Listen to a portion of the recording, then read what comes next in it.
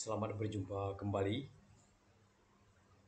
Pada hari ini saya ingin memberikan ucapan selamat kepada Bapak Ibu semuanya yang boleh menonton channel ini secara bersama-sama atau secara sendiri-sendiri. Sekali lagi saya ingin memberikan ucapan selamat. Semoga selalu dikuatkan dari saat ini dan selalu terus. Salam dalam nama Tuhan kita Yesus Kristus. Pada hari ini saya ingin menyampaikan informasi kelanjutan dari yang berkaitan dengan bangsa Dayak Iban. Seperti saya kemukakan terdahulu, bangsa Dayak Iban yang saya maksudkan adalah bangsa Dayak Iban yang tinggal di Kabupaten Kapuas Hulu, yang khususnya lagi yang tinggal di daerah perbatasan, tinggal di 5 kecamatan, yaitu Kecamatan Baluhulu, Kecamatan Batang Lupar, Kecamatan Badau, Kecamatan Panang, dan Kecamatan Puring Kencana. Jadi bangsa Iban yang tinggal pada 5 kecamatan itu keadaannya belum begitu menggembirakan. Mereka masih mengalami kesusahan dan kesulitan pada berbagai aspek kehidupan, baik aspek ideologi, aspek ekonomi, aspek pertahanan, keamanan, aspek sosial budaya, pendidikan, kesehatan, dan aspek lain. Dalam arti kata, kekuatan dan kehidupan mereka masih belum mengembirakan. Karena itu, masyarakat Dayak Iban perlu dikuatkan, dibangun secara proporsional dengan cara-cara yang baik dan cara-cara yang bijak. Kali ini saya ingin mengemukakan salah satu cara untuk membangun di daerah perbatasan. Termasuk di dalamnya adalah pembangunan bangsa Dayak Iban. Di sini kita akan menggunakan pendekatan, yaitu pendekatan pemekaran. Pemekaran di daerah perbatasan Kabupaten Kapuas Hulu itu yang meliputi 5 kecamatan yang saya sebut tadi telah diperjuangkan sejak tahun 2006, dan pada tahun 2015 dulu telah mendapat ampres. Nama kabupaten yang saya maksudkan adalah Kabupaten Benua Lanjak. Jadi Kabupaten Benua Lanjak ini secara kewilayahannya mencakup 5 kecamatan. 5 kecamatan sebagaimana yang saya sebut tadi, yaitu Kecamatan Baluhulu, Kecamatan Batang Lupar, Kecamatan Badau, Kecamatan Panang, dan Kecamatan Puring Kencana. Jadi pendekatan pemekaran ini merupakan salah satu usaha dan upaya yang boleh membawa kehidupan masyarakat lebih baik dan lebih makmur. Di samping itu, mengajar mereka supaya mereka bisa berpartisipasi dalam bidang politik, ekonomi, sosial budaya, hukum, dan pemerintah, termasuk juga di pendidikan dan kesehatan, atau pada bidang-bidang lain atau aspek-aspek lain. Dan dengan pemekaran juga akan dibangkitkan, diangkat berbagai kekuatan-kekuatan yang ada di wilayah itu, termasuk kekuatan sumber daya manusianya, menepis hal-hal yang boleh merusak kemajuan, memecah belah persatuan, menggunakan cara-cara yang tidak bijak dan tidak baik, memanipulasi hal-hal yang boleh membawa kerusakan, bisa menguntungkan pribadi dan kelompok, tetapi bukan membawa keuntungan bagi semua pihak. Jadi cara-cara yang tidak baik itu mesti ditepis. Karena dengan hadirnya pemerintahan, tata kelola yang baik akan memampukan suatu lembaga atau pemerintah pada peringkat, saya menyebut di sini sebagai peringkat kabupaten, untuk lebih responsif dalam hal membangun dan melayani. Saya pada hari ini ingin menyampaikan informasi sedikit tentang kelima wilayah kecamatan itu.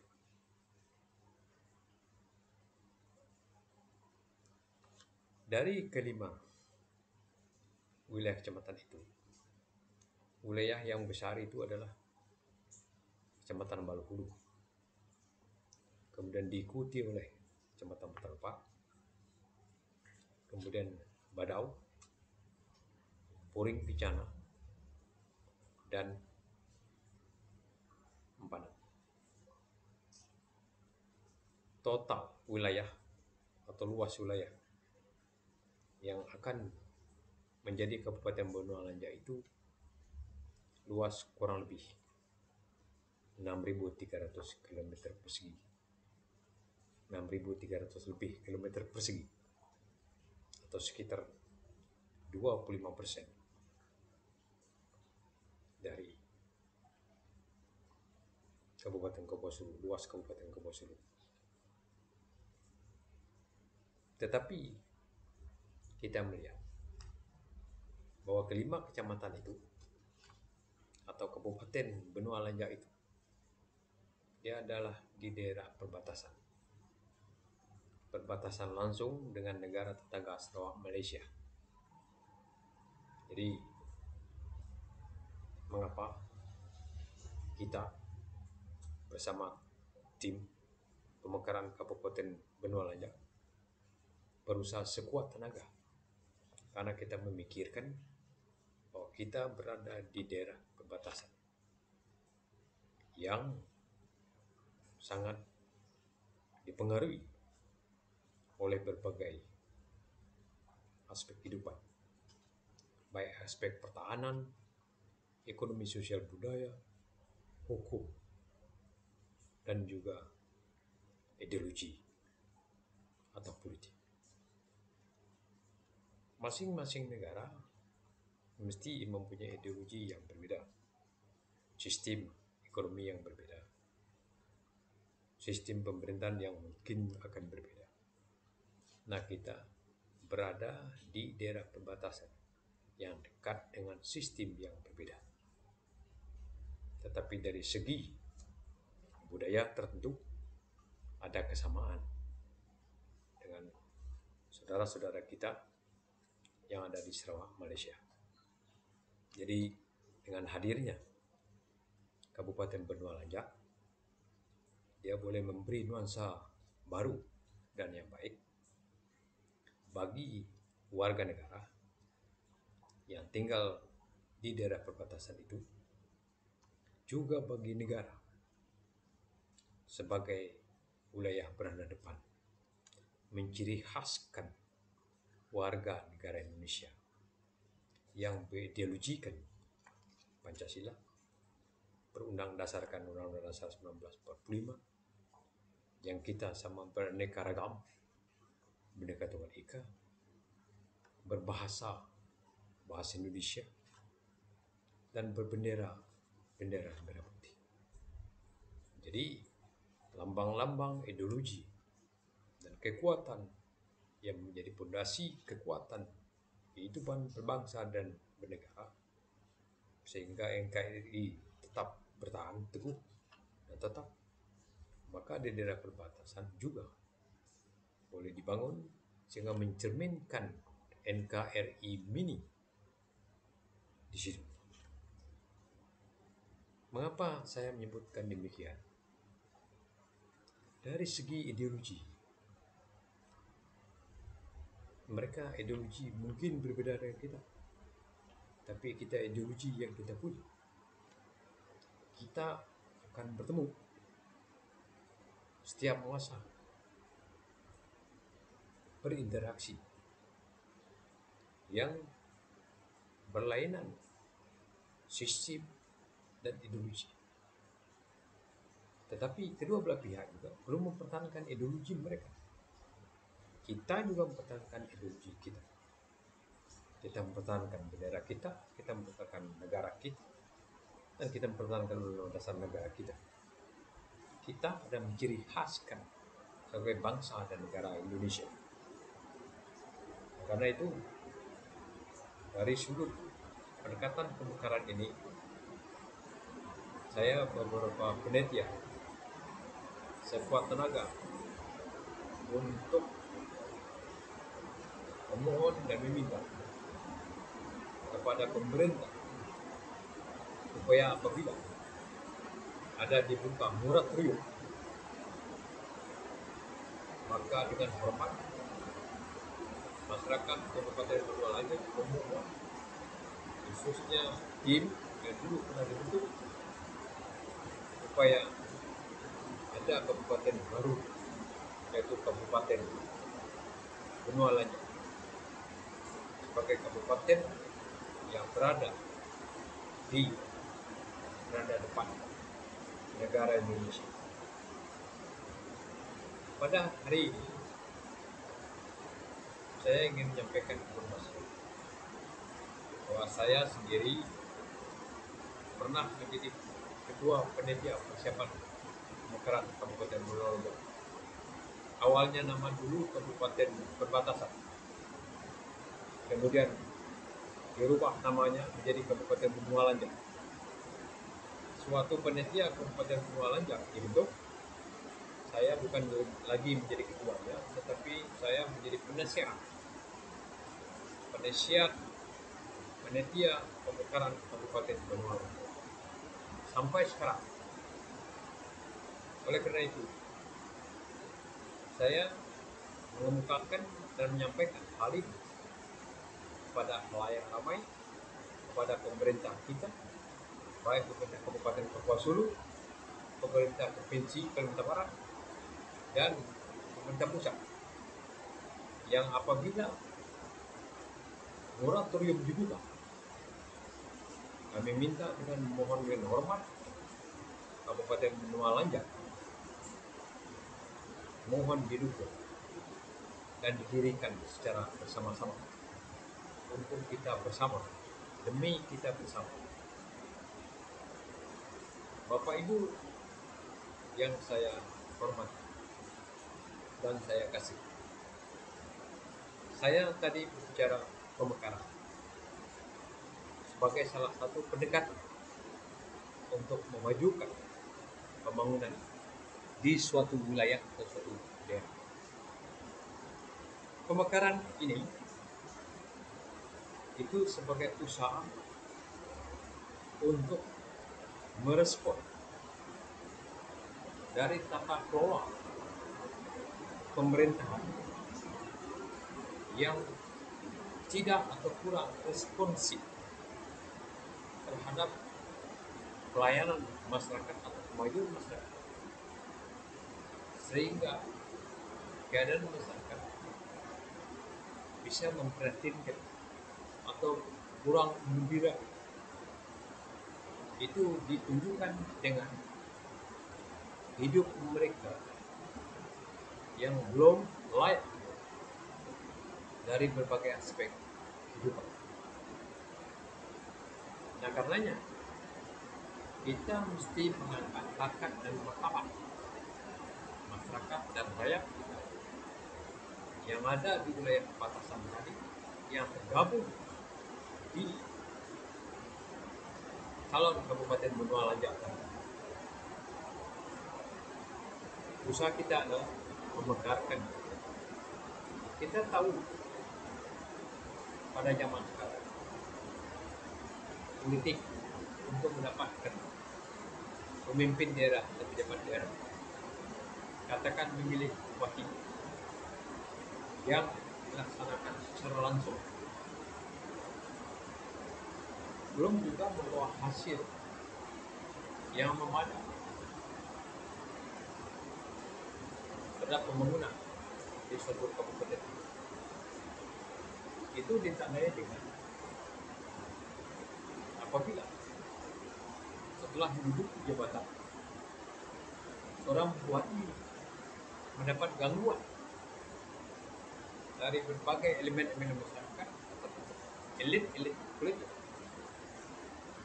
yang tidak setuju dan tidak memberi dukungan yang penuh terhadap kepala daerah yang duduk, sehingga janji kepala daerah yang cepat, cekat untuk menaikkan taraf kehidupan dan memberi layanan yang baik tergabung. Itulah sebabnya pemekaran ini salah satu yang mengecilkan suatu wilayah, dibagikan kekuasaan yang dipecahkan secara kewilayahan, maka induk akan berkurang, permasalahan akan lebih dekat, kendali akan lebih dekat, kecepatan akan bisa diusahakan lebih cepat karena dia lebih dekat. Nah, karena itulah sebagai alasan pemekaran. Nah, pemekaran ini juga dia dipakai untuk membangun. Apabila kita merancang pemekaran, kita sudah mesti mempersiapkan merancang pembangunan di wilayah pemekaran seperti ini. Dengan adanya rancangan pembangunan akan diketahui kekuatan, kelemahan, peluang, dan ancaman. Sehingga karena pejabat atau pemimpin dekat dengan masalah, maka dia akan lebih cepat mengetahui masalah dan tahu lebih cepat tentang kekuatan dan kelemahan. Dengan memetakan kekuatan, baik kekuatan sumber daya manusia, kekuatan dalam sumber daya alamnya, atau kekuatan lain yang memberi dukungan terhadap keberadaan pemerintahan yang baru, bisa mengurangkan kelemahan yang ada pada daerah bersangkutan yang akan dimekarkan. Jadi dengan demikian, dengan pemekaran ini kita boleh memilah-milah berdasarkan karakteristik daerah, ciri khas daerahnya, baik menyangkut dia punya manusia, alamnya, budayanya, dan hubungannya, bisa dipilah, bisa dikemas sedemikian rupa sehingga itu bisa menjadi kekuatan ke dalam. Jadi dengan kita tahu bahwa kekuatan yang ada itu telah diketahui, saya ambilkan kekuatan sumber daya alam. Di daerah perbatasan ini, Kabupaten Bencana Kabupaten Menalanjar, dia berada pada tengah-tengah Pulau Borneo. Sering disebut bahwa Borneo sebagai hati daripada bumi. Heart Borneo katanya.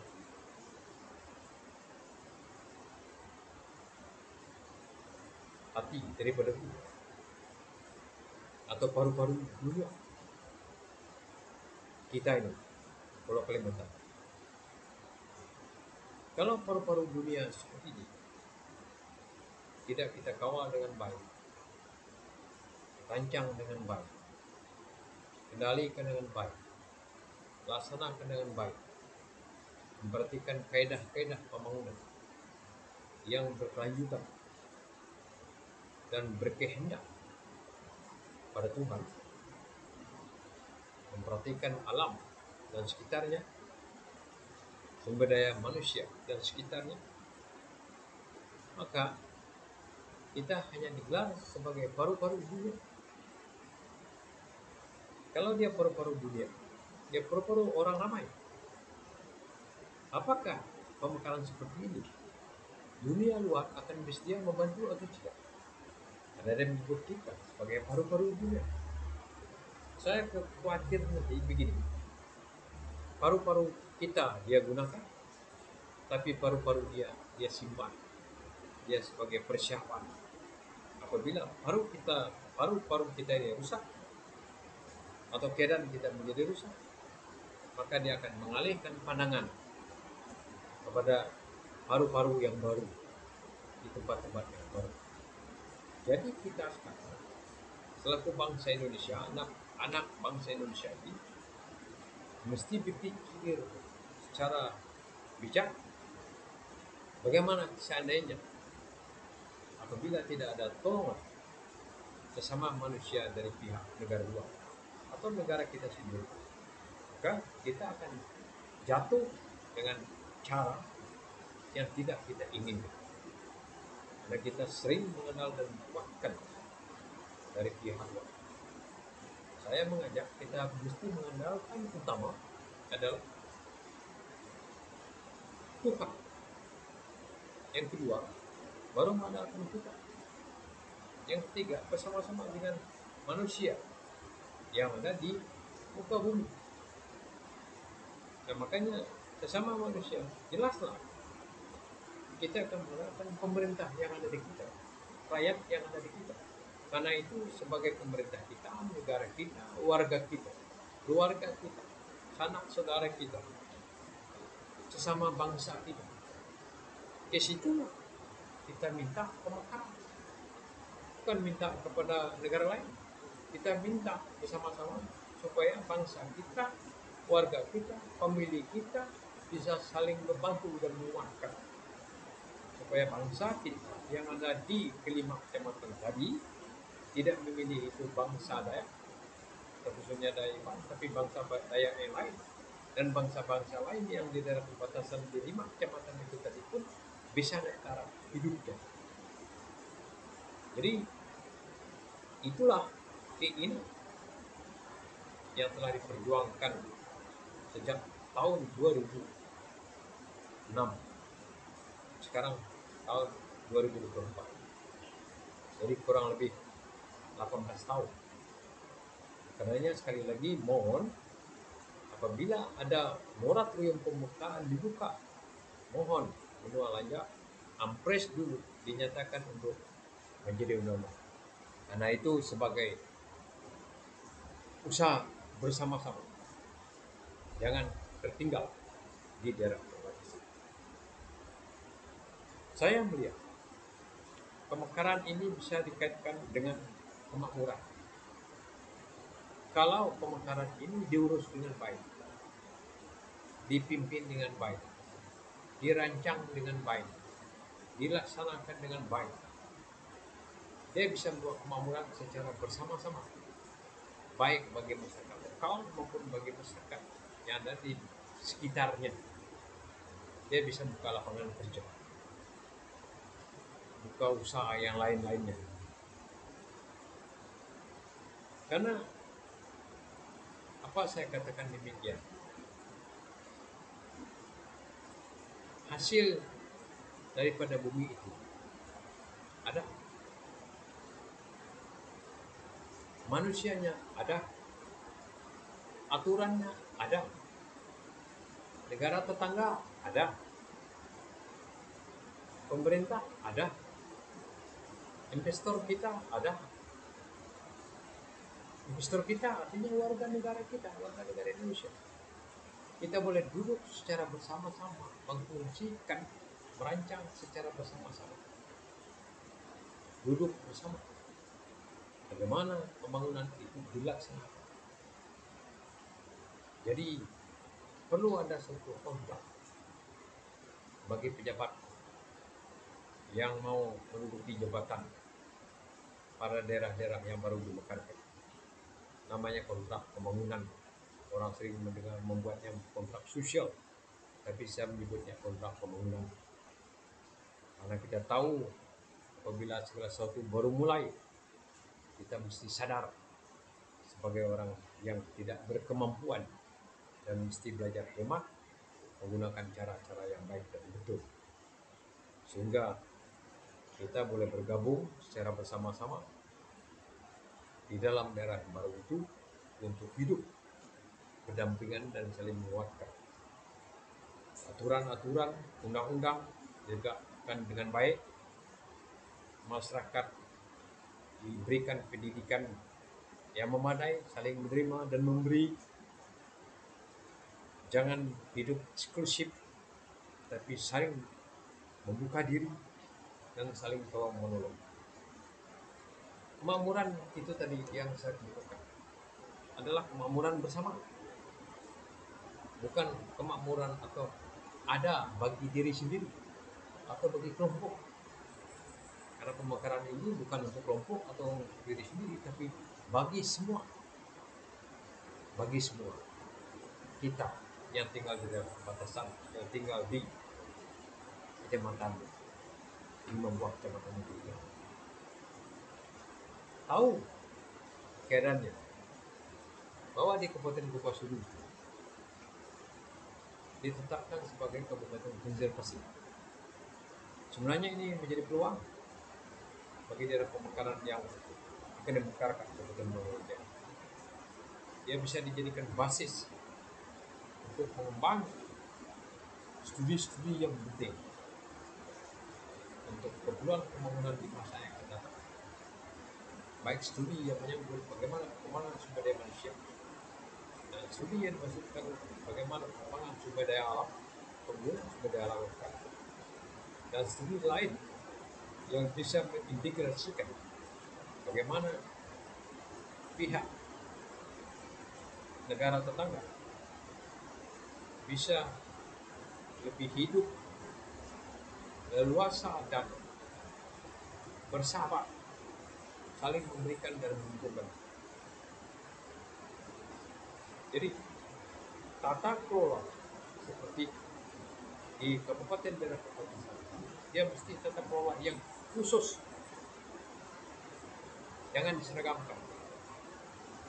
Karena tata kelola pemerintah yang khusus di daerah perbatasan, dia perbatasan dengan negara tetangga. Jangan diseragamkan dengan kabupaten yang tidak berada di perbatasan. Dan juga yang perlu diperhatikan, semua karakteristik yang ada di daerah itu mesti menjadi pertimbangan. Terutama saya kaitkan dengan penggunaan lahan dan tanah. Karena masyarakat yang punya tanah, jadi mereka mendapat perhatian yang cukup. Mereka mesti dilindungi dan mereka dilibatkan dalam perancangan, dan mereka diberi kursi yang proporsional sehingga mereka tidak tertinggal.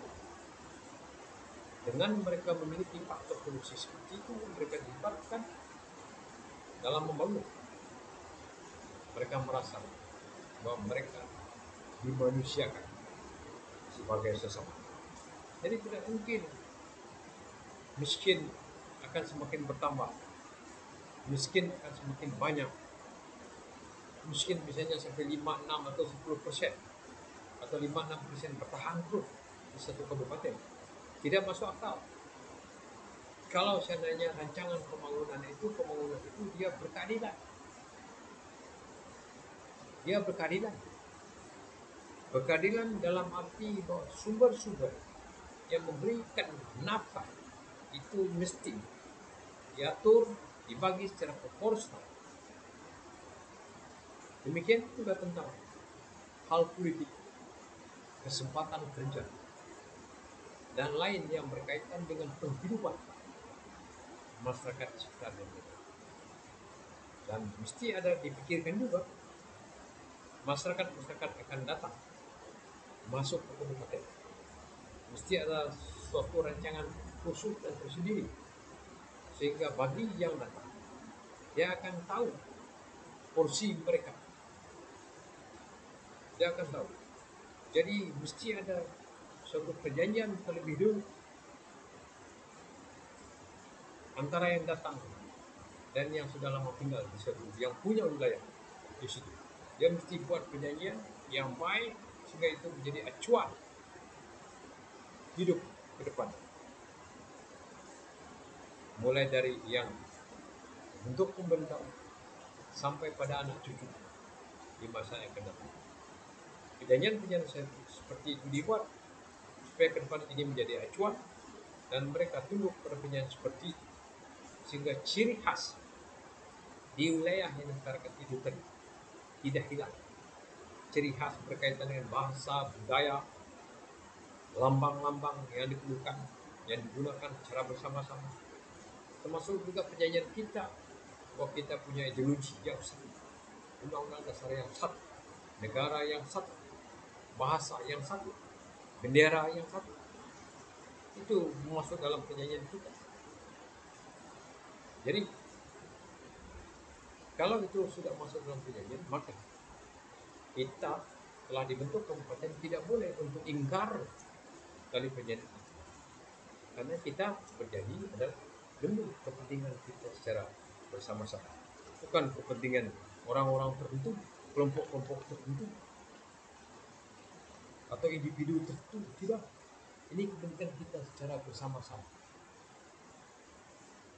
Yang terakhir, pemekaran, penutup. Kita dulu pernah mendengar riak-riak pemekaran. Ada yang setuju, ada yang tidak. Kadang-kadang berebut ibu kota kabupaten yang baru, sehingga timbul kekacauan, bahkan bisa menimbulkan korban nyawa. Ada juga yang mengatakan bahwa pemekaran terpenting, dia bisa menghabiskan uang negara.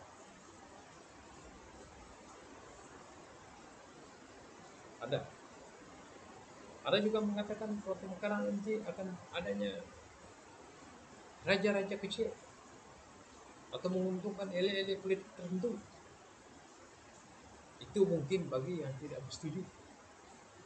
Tetapi kalau kita berpikir baik, berpikir bijak, maka pemekaran itu boleh membawa kemakmuran apabila mengikuti kaidah-kaidah pemekaran yang baik dan melaksanakan pembangunan dengan kaidah-kaidah ini.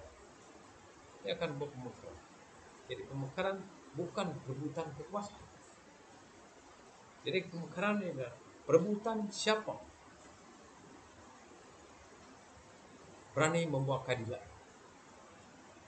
pada wilayah. Jadi pemekaran siapa berani membawa keadilan pada wilayah yang dibutuhkan. Nah, mungkin itulah sebabnya mengapa saya mengemukakan pemekaran Kabupaten Bonualanja ini, saya ulang di channel ini, karena dulu pernah Ampres dikeluarkan pada tahun 2015. Dan kami tim waktu itu datang sendiri ke gedung DPR RI pada tanggal 15 Agustus 2015 menunggu apakah undang-undang pemekaran pada saat itu masuk benua lanjut yang ada di situ disahkan atau tidak. Nyatanya tidak disahkan. Karena itu sekali lagi memohon dengan hormat kepada semua pejabat yang terlibat dan rakyat yang ada di perbatasan 5 kecamatan tadi yang saya katakan tadi, apabila moratorium atau sekat pemekaran dibuka, maka kita minta pemekaran Kabupaten Benua Lanjut atau Kabupaten Benua Lanjut didirikan di daerah perbatasan sebagai bagian dari negara kesatuan Republik Indonesia. Demikian hal ini saya sampaikan. Sekali lagi saya ingin memberikan ucapan selamat kepada kita karena bisa menonton. Semoga terus dikuatkan bagi semua kita. Dan salam sejahtera. Salam, Tuhan Yesus memberkati. Terima kasih.